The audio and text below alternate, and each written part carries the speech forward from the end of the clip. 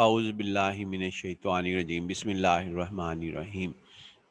देखें जी, आज का लेक्चर हमारे पास हायर ऑर्डर डिफरेंशियल इक्वेशन की सीरीज़ का एक लेक्चर है, जिसके अंदर हम शिफ्ट थ्योरम को डिस्कस कर रहे हैं। लेकिन e raise to power x हमारे पास है, तो इसके साथ हमारे पास शिफ्ट थ्योरम में E raise to power X या E raise to power A X where A is any real number ज़रूर आएगा। और इसके साथ जो चांस है यहाँ पर आने का, वो ऑप्शन जो हैं तकरीबन मैं जो हम अभी तक पढ़ के आए वो तकरीबन 6 या 7 हैं। नंबर 1 साइन हाइपरबोलिक ए एक्स, नंबर 2 कॉस हाइपरबोलिक ए एक्स, नंबर 3 और एंड इट्स हायर पावर। क्या मतलब?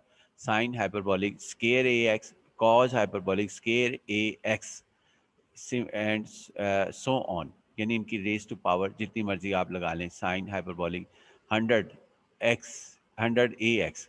हमने sine hyperbolic square a x तक सवाल हल किए हैं अपनी लेक्चर सीरीज के अंदर। दूसरा ऑप्शन, तीसरा option cos, cos a x, sine a x, इसके साथ आने के लिए e raise to power x, cos a x, sine a x इस बॉक्स में आने के लिए and its higher power, cos square a x, sine square a x, cos cube a x, sine cube a x and so on. यानी यहाँ पर ये भी आ सकते हैं कॉज साइन और साइन हाइपरबोलिक भी। तो 6 ये हो जाते हैं और सातवां जो है वो पॉलिनोमियल है।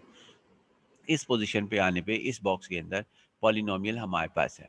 तो शिफ्ट थ्योरम के अंदर यहाँ पर ये चीज़ें पॉसिबिलिटी हैं। और शिफ्ट थ्योरम के अंदर हमेशा हम इसको जो है यहाँ पर इसको शिफ्ट कर देंगे सवाल से बाहर। वो कैसे करते हैं ये ज़रा आपके सामने आ जाता है। सेकंड, इसके अंदर आप एक बात और गौर करें कि अगर हमारे पास सवाल जो है साइन हाइपरबोलिक में है, तो कॉस हाइपरबोलिक एक्स का सवाल ऑटोमेटिकली हो रहा होता है, सिवाय इसके अंदर एक साइन चेंज हो रही होती है। यानी इसके फार्मूले में यहाँ प्लस आ जाएगा।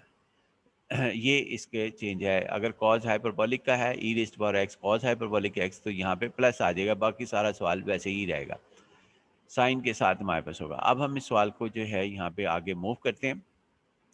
सबसे पहले तो हमारे पास है इसके अंदर d+1 एग्जीक्यूशन आई, d इज इक्वल टू -1 हमारे पास आ गया। -1 को हम डिफरेंट रूट्स की कैटेगरी में डालेंगे क्योंकि ये इक्वल नहीं है, तो लिहाजा A E raise to power minus X हम पिछले लेक्चर्स में डिफरेंट रूट्स को लिखने का तरीक़ेकार को हम डिस्कस कर चुके हैं। उसके बाद ये वाई सी हमारा फ़ौरन आ गया। अगर थोड़ा सा कॉम्प्लिकेटेड भी होता तो जिसका हमने पिछले लेक्चर्स में किया तो उसके मुताबिक करते। अब ऑक्सिलरी इक्वेशन हमारे पास ये है, इसका वाई पी लिखना है तो 1/d प्लस 1 लिखा जाएगा और राइट हैंड साइड के ऊपर जो ये लिखा होगा सवाल के अंदर वो चीज़ हम हमेशा यहाँ पर लिखते हैं, चाहे 100 टर्म्स हों व इसके साथ 1/, ऑक्सिलरी इक्वेशन के साथ ये लिखा जाता है। अब इसके अंदर देखें दो तरीक़ेकार थे कि या तो मैं शिफ्ट थ्योरम अप्लाई कर लेता, लेकिन मैंने इस सवाल के अंदर शिफ्ट थ्योरम के बगैर सवाल को हल किया है। तो आप ज़रूर इसको बात को नोट करें। अगर आप चाहें तो इसको हमारे पास क्या कहते हैं उसके साथ हल कर लें, बगैर शिफ्ट थ्योरम के साथ, तब भी सवाल हल होगा। लेकिन इससे कोई, मैं एक समझता हूँ कि हाइपरबोलिक फंक्शंस के अंदर आप शिफ्ट थ्योरम जब तक के पेपर सेटर ना कहे आप अप्लाई ना करें, क्योंकि हम use to sine hyperbolic x के हैं। हमने इसका ये फार्मूला लिखा, साइन, ये बाकी चीज़ें वैसे ही रहेंगी 1/d+1 E raised to power X, और साइन हाइपरबोलिक का फार्मूला ये हमारे पास हुआ, E raised to power X minus E raised to power minus X हमारे पास हो गया। उसके बाद फिर ये जो ई एक्स था, हमने इस ई एक्स को जो ये बाहर लिखा हुआ है इसको मल्टीप्लाई कर दिया।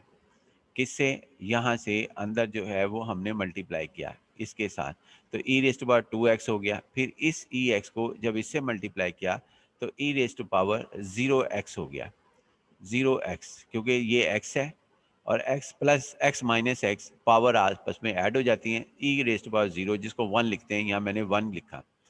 बाद में फिर दोबारा मैंने इसको शिफ्ट कर दिया ई रेज़ टू पावर 0x में, ताकि d की वैल्यू आ सके। इसके बाद ये हमारे पास दो सवाल में कन्वर्ट हो गया। एक क्वेश्चन हमारा ये बन गया और दूसरा क्वेश्चन ये बन गया। तो हमने चाहे तो I1 I2 के तहत काम करें यहाँ, या इसके इस तरह ही कर लें। अब यहाँ d की वैल्यू 2 है, d की वैल्यू इसमें सवाल में 2 है, तो हमने इस d की जगह 2 पुट कर दिया तो 2+1 आ गया। और इसी सिमिलरली ये हमारे पास यहाँ d की वैल्यू 0 है, तो हमने d की जगह 0 पुट कर दिया, तो ये हमारे पास इसके अंदर ये 0 आ गया। इसको हल किया और हमारा सवाल जो है वो कंप्लीट हो गया, क्योंकि इसके बाद सिंप्लीफिकेशन हमारे पास रह जाती है। तो ये देखें जी, हमारे पास इसका इसमें आगे जो है वो इसी तरह लिखा गया, यानी आपके पास इसको सिंप्लीफाई किया तो 1/3 इंटू 1/2 1/6 आ गया। उसके बाद ऐसे सिंप्लीफाई किया तो 1/2 आ गया। तो वाई सी हमारा जो था वो हमारे पास क्या कहते हैं ए ई रेस माइनस एक्स, और ये हमारे पास 1/6 ई रेस 2x माइनस 1/2, ये हमारे पास इसका जनरल सॉल्यूशन जो है वो लिखा गया। लिहाजा हम इसको इस तरीके से सवाल को कंप्लीट कर चुके। बाकी इंशाल्लाह जी नेक्स्ट लेक्चर के अंदर आप इसको ज़रूर अच्छे तरीके